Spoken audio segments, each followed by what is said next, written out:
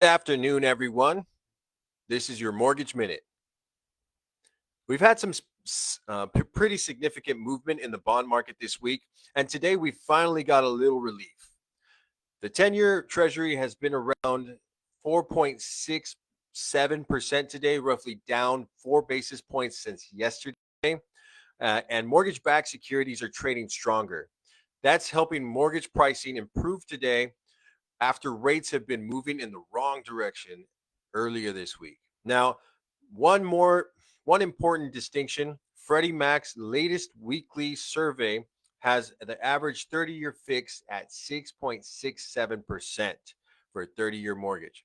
But that survey was from last week. What we're seeing in the bond market today is happening in real time. So individual lender pricing can move before those national averages catch up. The big story today actually came from the Treasury Department. Long term Treasury yields, which is like the 10-year bond, have been under serious pressure with the 30-year Treasury reaching at its highest level in roughly 19 years. That's a 30-year bond. Okay. In response to the Treasury announcement today, that in response, the Treasury announced today that it will double the size of the certain long term bond buyback operations, which is designed to improve liquidity in the Treasury market. That announcement helped push Treasury yields lower and gave market bonds some breathing room. But then we got the Federal Reserve minutes this afternoon, and they reminded markets that inflation is still very much on the Fed's radar. The Fed had held its benchmark rate of 3.5 to 3.75% at this July meeting, but three policymakers actually voted to raise rates. The minutes released today showed that several officials were open to higher rates, and many believed additional tightening could become necessary if inflation remains elevated. That does not mean that the Fed has decided to raise rates in September. It means that the debate inside the Fed has become more divided. And remember, the Fed does not directly set mortgage rates. Mortgage rates are much more closely tied to the bond market, particularly treasuries and mortgage backed securities. That's why today is interesting.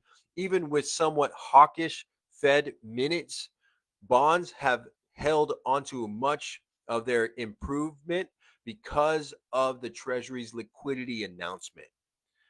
Then we still have the other major wild card, oil in the Middle East. Energy prices have been one of the biggest inflation risks this year. If oil improves materially higher again, markets could price in additional inflation and push treasury yields and potentially market rates back up. So here's what the takeaway for buyers and realtors are.